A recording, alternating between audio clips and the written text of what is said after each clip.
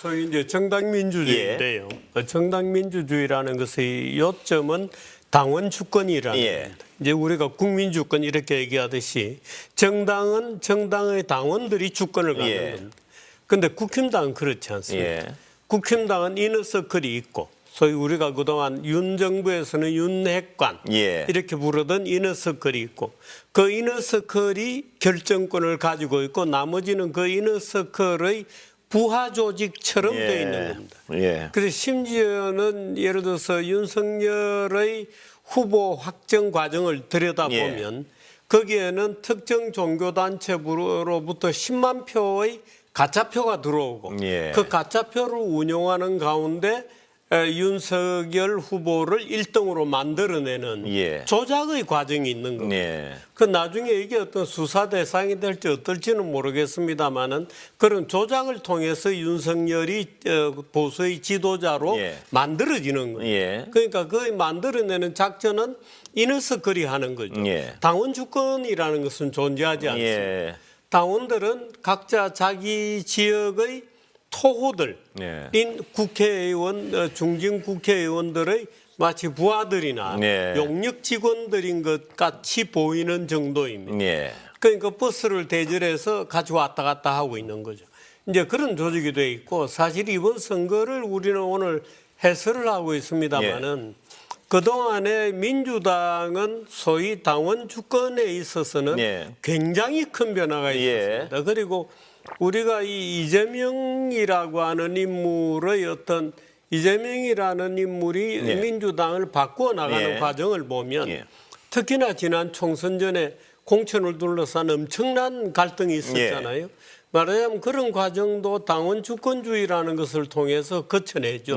그래서 이 운동권들에 의해서 은밀한 뭔가가 어떤 조직적 뭔가 있는 것처럼 보이는 이 정당도 투명하게 당원 중심으로 많이 바뀌었죠. 그래서 운동권 정당으로의 성격이 소위 진보 시민들의 정당으로 굉장히 나온 겁니다. 그러니까 이런 과정들이 이번 선거에서 이제 평가를 받는 거죠.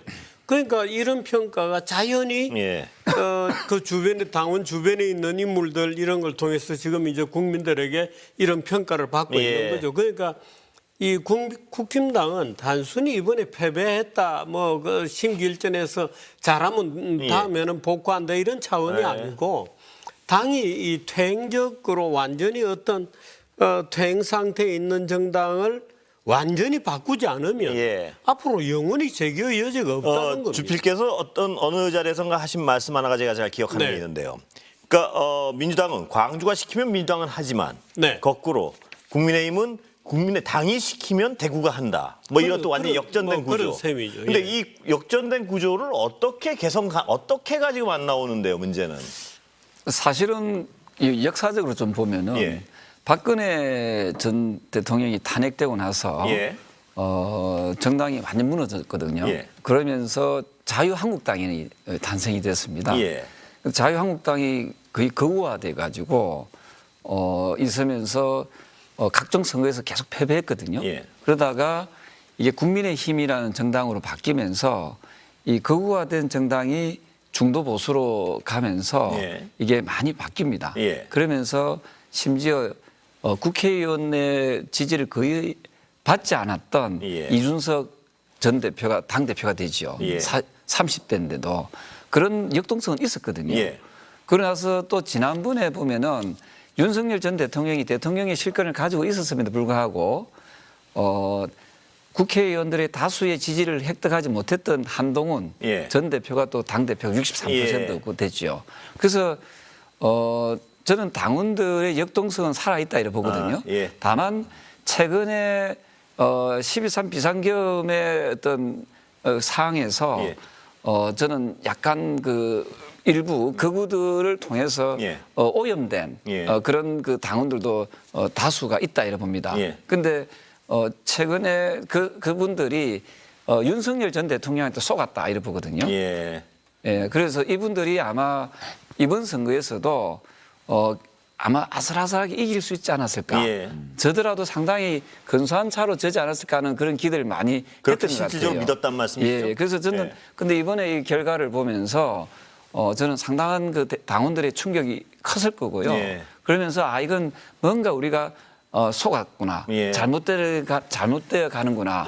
이래 가면은 우리는 어쩌면 영원히 예. 어떤 정권을 잡을 수 없구나 하는 그런 위기감을 저는 가진다 보거든요. 예. 그래서 이런 점에서 저는 다음에 벌어지는 전당대회에서는 예. 저는 혁신적이고 저는 개혁적인 지도부가 다시 탄생하고 예. 그 지도부가 저는 이런 부분을 다시 정리하는 쪽으로 가지 않을까. 조 의원님께서는 이번에 어떤 충격적 패배로 당원들이 각성할 것이고 달라질 것이라고 생각하시지만 아까 유 작가께서는 이번에도 크게 달라질 가능성은 별로 없다. 이런 어떤 부정적인 어떤 전망을 하시는 거죠. 지금 그러니까 달라졌으면 좋겠는데 예. 진짜로. 그러니까 이게 정치는 경쟁인데 예. 그러려면 경쟁의 주체들이 뚜렷이 있어야 되고 예. 그 주체들이 다 건강해야 되고 그 건강한 두 집단 혹은 여러 집단들이 규칙에 따라서 정정당당한 방식으로 경쟁을 해야 되거든요. 예. 지금 이제 그동안에 윤석열 정권 아래에서 그 집권 여당으로서의 국민의힘이 갖고 있던 두 가지 문제. 예. 하나는 지금 정규재 지필께서 말씀하신 그 당원의 건강성, 네. 또 당원의 주권을 바탕으로 당을 필요할 때 혁신해 나가고 운영해 나가는 예. 이런 문화, 이런 것들이 이제 결여되어 있다는, 무너졌다는 거 하나 있고, 이제 또 하나는 이거 참 이런 말을 해도 될지 예. 모르겠지만 그 상대방을 제거하려고 그러면 안 되거든요. 예. 그러니까 비상계엄 선포가 군대와 경찰을 동원해서 국회를 말살하고 예. 야당을 말살하려고 한 시도였다면 예. 그 비상계엄을 선포하기 전까지 이 5건이나 야당의 지도자를 기소해가지고 예. 물론 범죄 혐의가 뚜렷하면 기소하는 게 맞죠.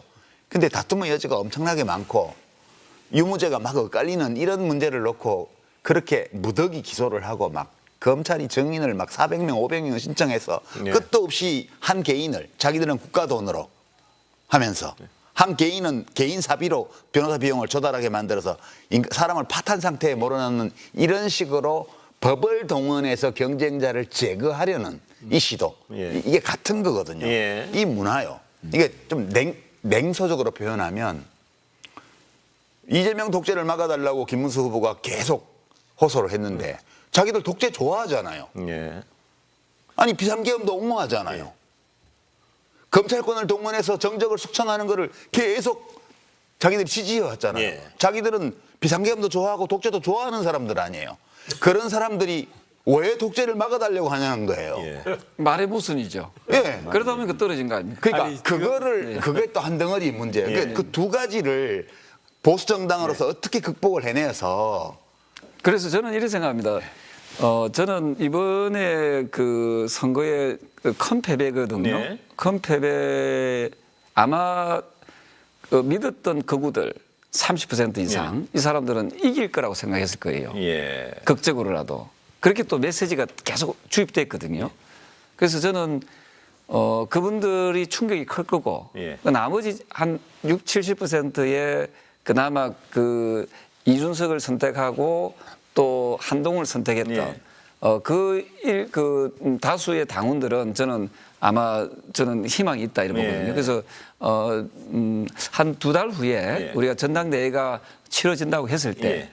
거기서 우리가 결과를 보고 만약에 거기서조차도 그런 희망이 없다면 우리 당은 예. 어떻게 됩니까, 만약? 해체시켜야 된다 생각합니다. 해체시켜야. 국민의힘은 희망 없다 생각합니다. 예. 그래서 저는 그러지 않을 것이다. 예. 저는 우리 당의 한 60~70%의 건강한 당원들이 저는 우리 당을 다시 재건할 것이고 예. 그럴 때 저는 앞으로 새로 탄생되는 정당의 정부의 정당과 저는 여야가 저는 협치할 수 있는 그런 문화가 생길 것이다 이렇게 봅니다.